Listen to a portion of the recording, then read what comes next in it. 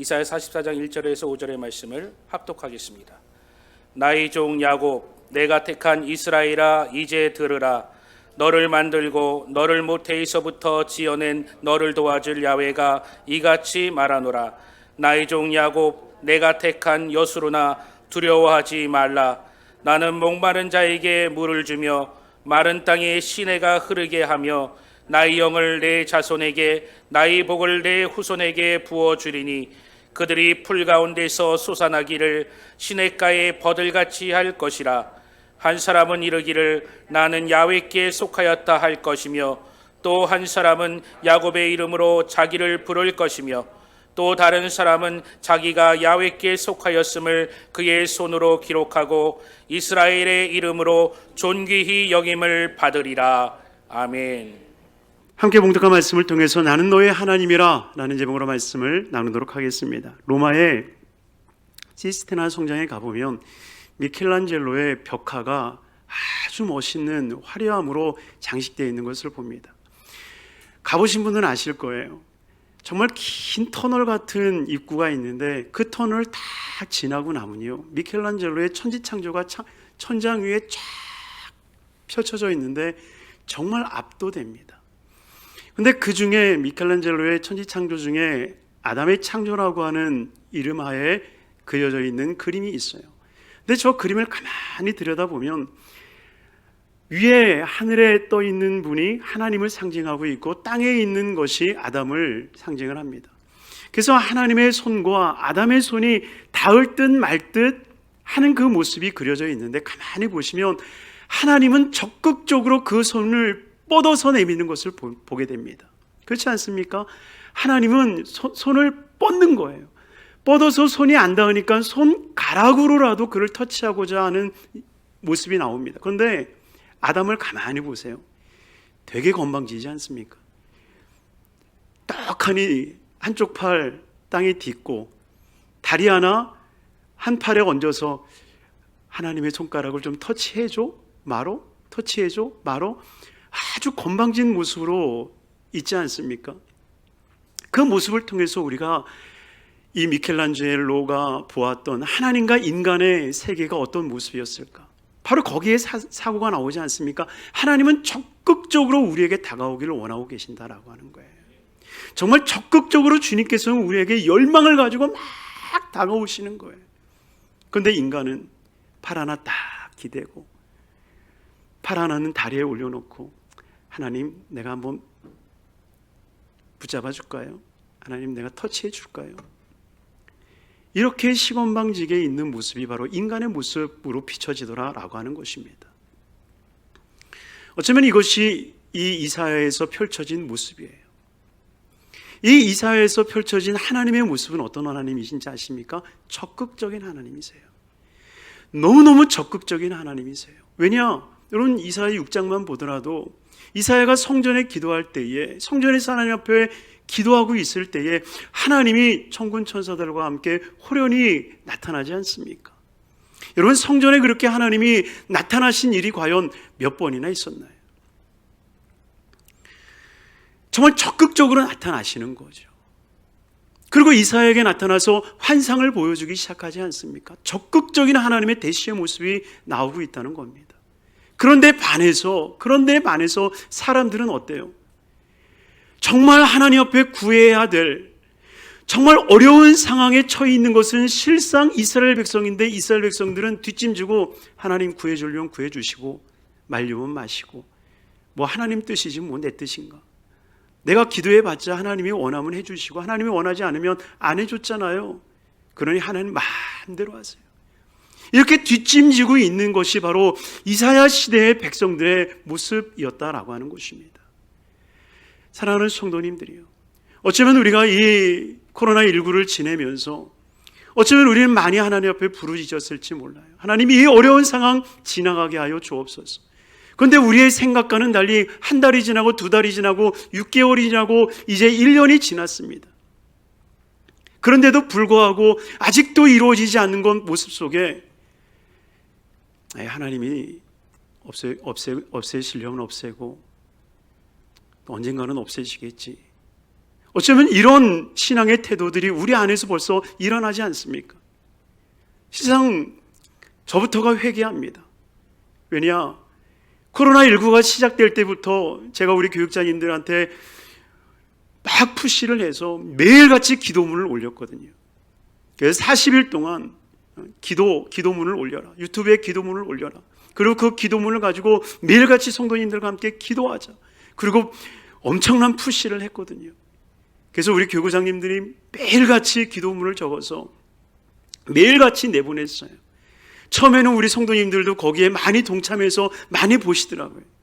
그런데 가면 갈수록 조회수가 뚝뚝뚝뚝 떨어지고 40일이 끝나고 어쩌면 4개월이 지난 후에는 어쩌면 기도의 열정보다는, 기도에 타오르는 열정보다는 뭐 언젠가 되겠지, 아 힘들다, 이런 신세적 한탄에 매여 있는 모습을 보게 되더라라고 하는 거예요. 그러나 사랑하는 우리 귀한 성도님들이요, 이 한 해를 마감하는 이때에 하나님께서는 결코 우리를 방관하시는 적이 없습니다. 믿으시길 바랍니다. 주님께서는 이 창세기로부터 시작해서 요한계시록에 이르기까지 주님은 단 한 번도 방관자의 입장을 보이신 적이 결단코 없다라고 하는 거예요. 때로는 채찍을 들어서까지라도 너희는 결코 사생자가 아니라, 너희는 결코 사생자가 아니라 사랑받는 자이다. 너희가 만약 사생자라면 내가 채찍을 들지 않았을 것이고, 너희가 정말 사생자가 아니었다면 내가 너희에게 벌을 내리지 않았을 것이다.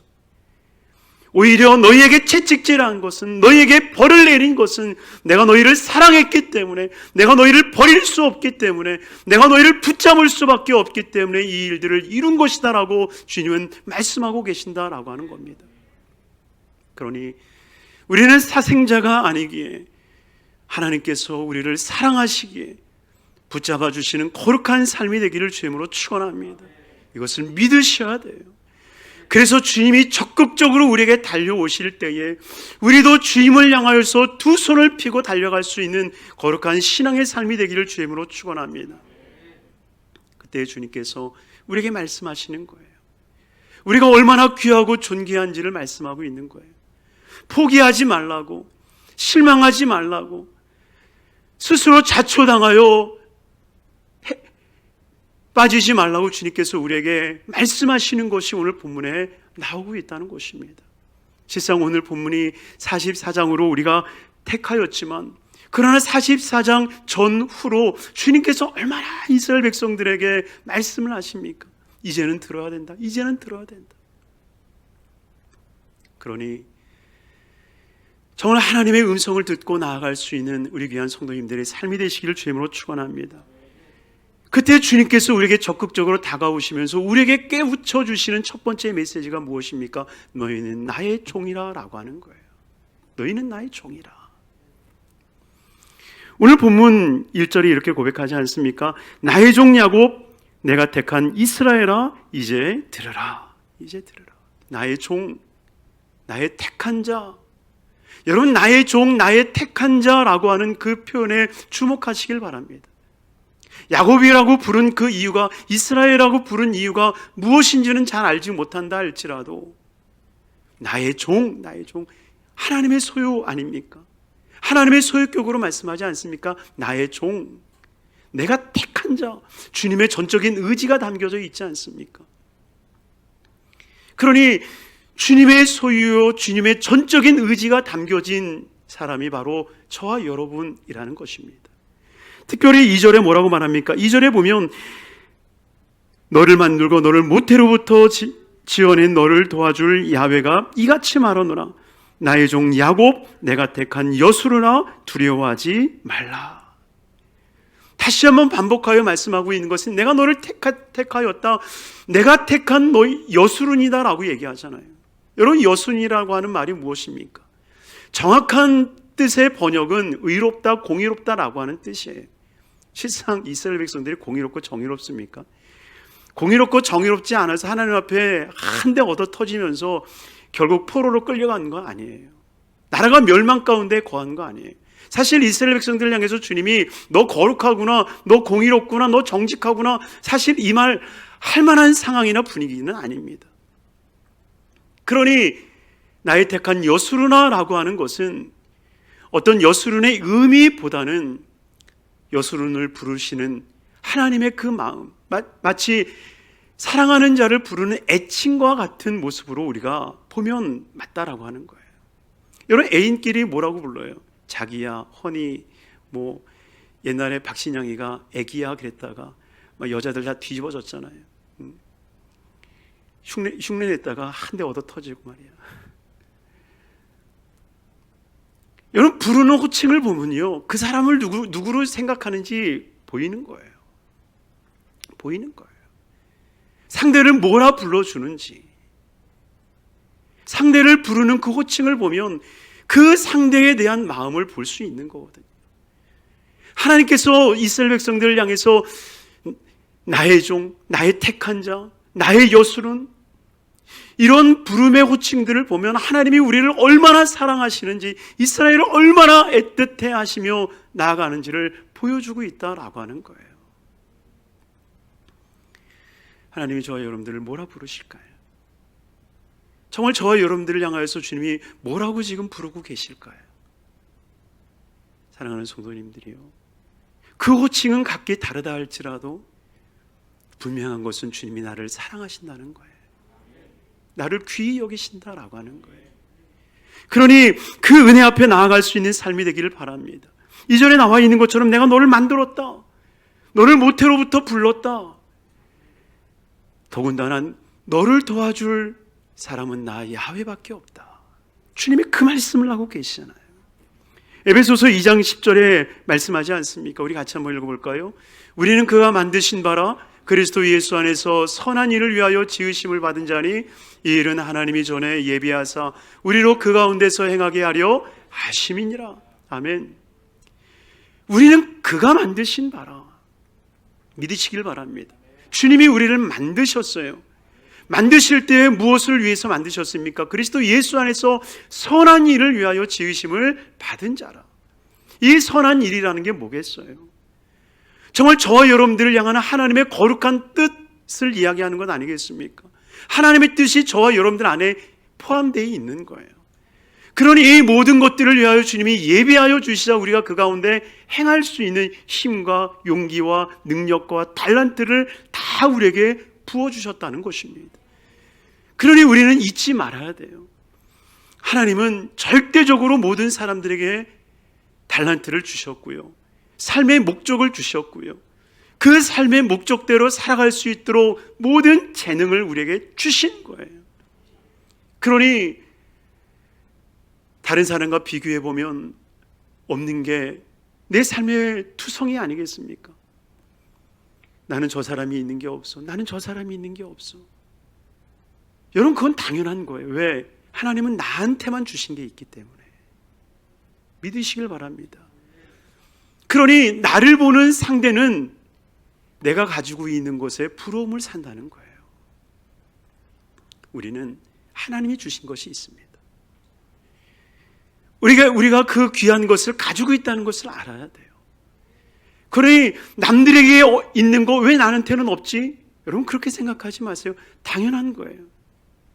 하나님은 남들에게 주시는 게 있고 나에게 주시는 게 있는 거예요. 그러니 내게 주신 것이 무엇인지 보고 정말 그 일들을 향해서 전진해 나아가야 돼요. 그러니 정말 하나님께서 나를 사랑하셨고 사랑하시기에 하나님의 소유를 삼아서 하나님의 거룩한 계획을 두었다는 것을 믿고 그 믿음으로 전진해 나아갈 수 있는 삶이 되기를 주님으로 축원합니다. 두 번째는 무엇입니까? 두 번째는 우리가 하나님의 복을 받은 자임을 우리는 깨달아야 된다는 것입니다. 오늘 본문 3절에 이렇게 말씀하고 있습니다. 우리 3절 같이 읽도록 하겠습니다. 나는 목마른 자에게 물을 주며 마른 땅에 시내가 흐르게 하며 나의 영을 내 자손에게 나의 복을 내 후손에게 부어 주리니. 아멘. 여러분, 하나님이 누구신지에 대한 분명한 메시지 아닙니까? 나는 하나님이잖아요. 하나님은 목마른 자에게 물을 주며 마른 땅에 시내를 흐르게 하며 나의 영, 하나님의 영, 성령을 내 자손에게, 나의 복, 하나님의 복을 내 후손에게 부어 주리라. 정말 복이 있는 것 아니겠습니까? 우리가 잘 부르는 찬송가 96장 있잖아요. 예수님은 누구신가? 우는 자의 위로와 없는 자의 풍성이며 천한 자의 높음과 잡힌 자의 노임되고 우리 기쁨 대신에. 할렐루야. 예수님은 누구신가? 약한 자의 강함과 눈먼 자의 빛이시며 병든 자의 고침과 죽은 자의 부활되고 우리 생명 되시네. 아멘. 이 찬송가 96장만 묵상해 보면요, 정말 예수님 때문에 눈물이 나요. 약한 자의 강함이 되어주시고 없는 자에게 부유함이 되어주시고, 얼마나 복된 분이십니까? 실상 이 흐름을 보세요. 목마른 자에게 물을 주는 것으로 끝나는 게 아니라 물을 주고 메마른 땅에 시내가 흐르게 하겠다. 그러니까 물 한 모금 먹고 끝나는 게 아니라 끊임없이 흐르는 그 시냇가에 살게 하시겠다라고 하는 것 아니겠습니까? 그리고 그 시냇가에서 물만 먹는 게 아니라 나의 영을 부어주고 나의 복을 그에게 주리라. 그러니 점진적 하나님의 축복을 통해서 완전한 부요의 삶에 거하게 하시는 은혜를 베풀어 주신다라고 하는 것입니다. 이것이 하나님의 은혜인 거예요. 이 구약학자인 앨런 로스가 썼던 창조와 축복이라고 하는 책이 있습니다. 창세기 주석론인데요, 거기에 보면 하나님의 복이 뭐냐라고 하는 것을 이렇게 정의를 해요. 하나님의 복이란 하나님의 생명이다. 그리고 그 생명이 거하는 곳마다 놀라운 풍요로움의 역사가 일어난다는 거예요. 하나님의 생명이 거하면 마른 땅이 강물이 흐르는 곳이 되어지고, 하나님의 생명이 임하면 마른 뼈들이 살아나 하나님의 군대가 되어지고, 하나님의 생명이 거하기 시작하면 연약하고 나약하고 부족했던 인생들이 하나님이 세우시는 거룩한 삶으로의 모습으로 뒤바뀌어지게 되더라라고 하는 겁니다. 그러니 제자들이 얼마나 보잘것 없었던 사람이었습니까? 갈릴리 나사렛에 정말 연약한 자들 아니었습니까? 그런데도 불구하고 하나님의 역사는 일어나기 시작하는 거예요. 그러니 정말 하나님의 이 거룩한 생명력의 은혜가 우리 모든 성도님들의 삶 가운데 있기를 바랍니다. 하나님의 생명력만 있으면 돼요. 그러니 물을 마시고 싶어서 왔지만 정말 우리는 하나님의 생명력까지 가는 삶이 돼야 돼요. 그냥 물을 마신 것 때문에 내 신앙이 멈춰서서는 안 됩니다. 저는 그거 참 많이 봐요. 병들어서 예수님에게 올 수 있어요. 가난해서 예수님에게 올 수 있어요. 문제 때문에 예수님에게 올 수 있어요. 그런데 거기서 끝나면 안 된다는 거예요. 주님은 질병 때문에 온 사람을 치료해 주세요. 가난과 저주 때문에 오신 이들에게 부유와 풍요로움을 주세요. 그런데 많은 신앙인들이 거기서 멈춰 있다라고 하는 거예요. 그러니 나 치료받았으니까 나는 하나님의 사람이고, 나는 부유해졌으니까 나는 하나님의 택한 사람이야 라고 생각하고 하는 착각을 갖는다는 겁니다. 그러나 아니라는 거예요. 거기서 끝나버리기 때문에 정말 하나님의 생명이 없는, 하나님의 영이, 하나님의 생명의 부요함이 없어서 결국 부요함이 모든 것의 척도가 되니까 가난하면 하나님 앞에 버림받은 거고, 질병에 걸리면 하나님과 먼 사람이 되고, 여러분 그런가요? 아니라는 거예요. 그러니 정말 주님께서 점증적으로 보여주고 있는, 물을 마셨느냐? 시냇가에 머물고, 시냇가에 머문 곳으로 만족하지 말고 나의 영, 나의 생명으로 충만해져야 된다. 주님이 우리에게 말씀하고 계시는 거예요. 그러니 정말 저와 여러분들이 하나님에게 복을 받는 삶이 되기를 바랍니다. 예수님의 제자들에게 말씀하고 있는 것처럼 너희는 몇 날이 못되어 약속한 성령을 받으리라. 기다려라. 여러분, 그 약속을 받은 사람이 고린도전서에 보면 500명이라고 얘기하고 있어요. 그런데 500명에게 예수님이 부활 승천하시면서 거기에 모여져 있는 500사람에게 얘기했다니까요. 그런데 열흘이 지난 뒤에 몇 명만 앉아 있었습니까? 120명만 앉아 있는 거예요. 120문도 외에는 찾아보기 어려웠다라고 하는 겁니다. 여러분들 같으면 내 눈 앞에서 예수님이 승천했어요. 승천하시면서 너희는 몇 날이 못되어 성령으로 충만해질 것이다, 기다려라 라고 얘기를 했다면 안 기다리겠어요?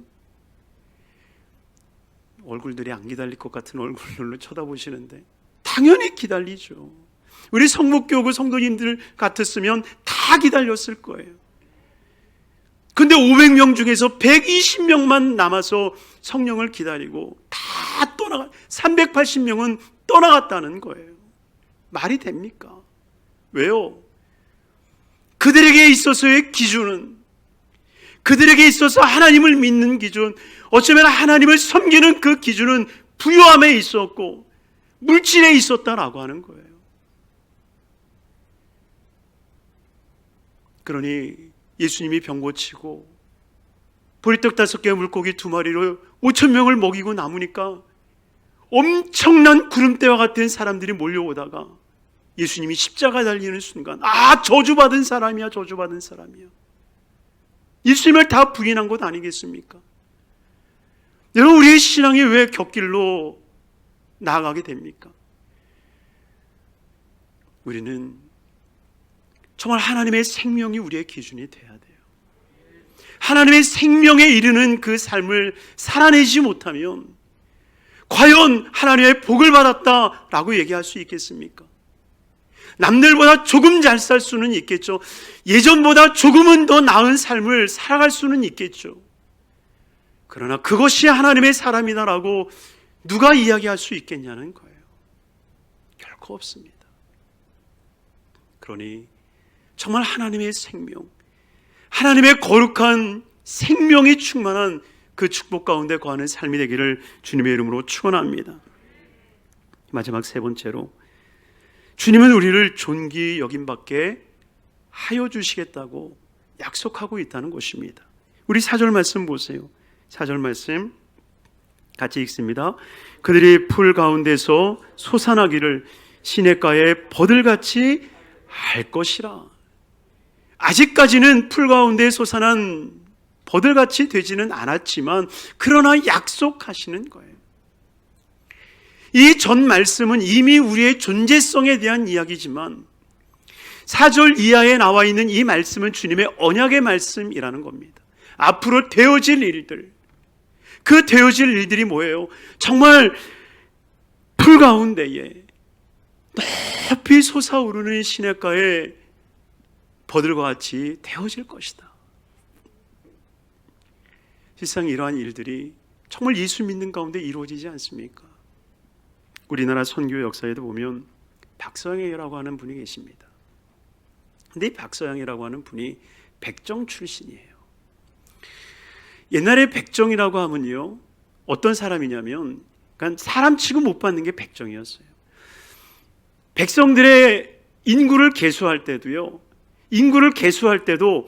백정은 빼고 계수했습니다. 백정은 사람이 아니었으니까요. 근데 이 박서양 씨도 그 아버지가 백정이었기 때문에 자기도 백정이고요, 자기의 자식도 백정이 될 수밖에 없는 신세입니다. 근데 이 엠비슨이라고 하는 선교사님이 그 박서양 씨의 아버지를 고쳐줍니다. 병에 걸려 있는 것을 이 백정들은 의원들도 찾아가지 못했다고 그래요. 근데 이 서양에서 온 선교사님이 고쳐준 거예요. 얼마나 감동이었겠습니까? 그러니 그 아들이 보고 너무 감동을 받은 거예요. 우리나라 백성들도 자기를 사람 취급하지 않는데 서양에서 오신 분이 우리를 사람 취급한다고. 그래서 그 선교사님 뒤를 따라다니다가 가만히 에미슨 선교사님이 보니까 이 박서영 씨가 아주 성실하고 똑똑하거든요. 우리나라 사람들 똑똑하잖아요. 눈에 빛이 나는 거예요. 또렷또렷한 빛이 나는 거예요. 아, 이거 물건인데. 그리고 나서 그를 데리고 다니는 제자로 삼은 뒤에 이 세브란스 전신이었던 제중원에 입학을 시켜서 의사를 만듭니다. 그래서 제중원에서 졸업하는 1회 졸업생이 됐고요. 훗날에는 고종 황제까지 진료하는 명예를 얻게 됩니다. 나중에는 이 만주로 가서 만주에 병원을 세우고, 그리고 독립운동하시는 분들을 후원하고, 또 독립운동하시면서 병들고 다친 분들을 치료하는 그 일들을 했는데, 기록에 보면 그분이 1년 동안 진료하고 치료해 주신 분이 1만 명이라고 그래요. 여기 1만 명이면요, 하루에 300명씩 환자를 돌봐야 돼요. 여러분, 300명, 말이 300명이지 300명 놓고 설교하는 것도 힘든데 한 사람 한 사람 300명을 진료한다? 여러분, 이것이 쉬운 일이겠습니까? 그런데 그 일들을 할 수 있었던 것은 하나님이 주신 은혜였어요. 정말 사람 취급받지 못하는 자기를 존귀히 여겨주시는 하나님의 은혜 때문에 그 일들을 감격스럽게 해 나가더라라고 하는 거예요. 얼마나 감사한 일입니까? 사실 저도 목회하다 보면 이렇게 오해가 되고, 그 오해 때문에 비난받을 때가 있어요. 그럴 때 보면요, 속에서 이게 막 솟아날 때가 있어요. 감히 나를? 여러분, 사실 신앙인들이 곁길로 가지는 게 감히 나를? 사실 이게 자기 스스로 봤을 때는 감히 나를 이라고 얘기하지만, 하나님은 우리를 정말 높은 곳에 세워주셨기에 우리가 존귀 여김을 받는 건 아니겠습니까? 이 앞에 있는 사람도 정말 별것 아닌 사람인데 하나님께서 담임 목사로 세워주신 것, 정말 이것이 정말 숲을 가운데에 솟아나게 하는 하나님의 은혜 아니었겠습니까? 어쩌면 저와 여러분들은 모두 다가 그 은혜를 받아 누리고 있다라고 하는 거예요. 나는 원래 똑똑해, 나는 원래 잘났어, 나는 원래 존귀해. 여러분, 그런 사람이 과연 누가 있겠습니까? 날 때부터 존귀해서, 날 때부터 위대해서, 정말 위인전기에나 나올 법한 그러한 삶을 사는 인생들이 과연 얼마나 있겠습니까? 참으로 낮고 천하고 비천한 인생임에도 불구하고 주님께서 우리를 귀히 여겨주셨기 때문에 우리가 이 자리에 있는 줄로 믿습니다. 그러니 하나님을 위해서 우리가 뼈가 부스러지도록 일을 한들 그것이 우리의 공로이겠습니까?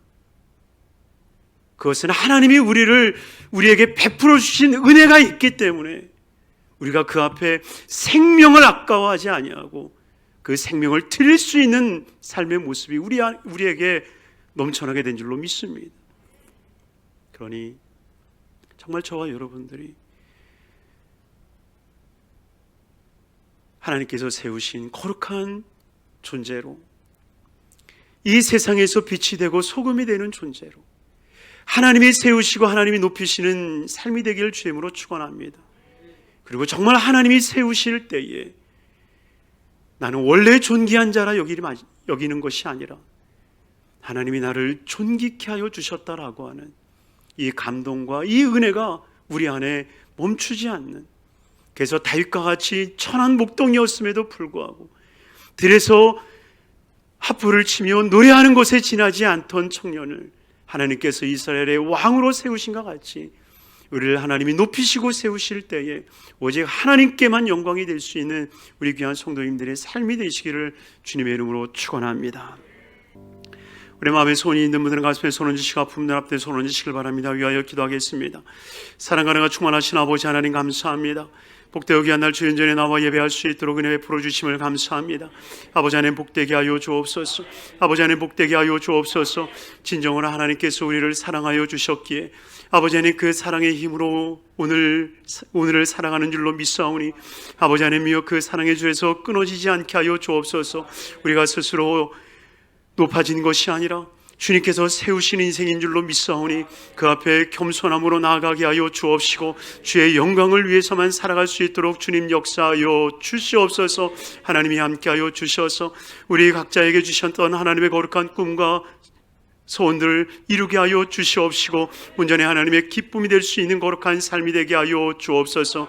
아버지 병든 자 치료하여 주시옵시고 머리부터 발끝까지 깨끗함을 입게 하여 주옵시고 놀라운 치료의 회복이 일어나게 하여 주시옵소서. 우리 여덟수목금 성북교회가 정말 하나님의 역사 가운데 일어나게 하여 주옵소서.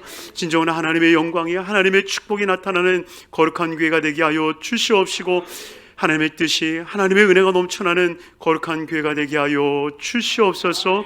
예수 그리스도의 이름 받들어 축복하옵고 기도드리옵나이다. 아멘.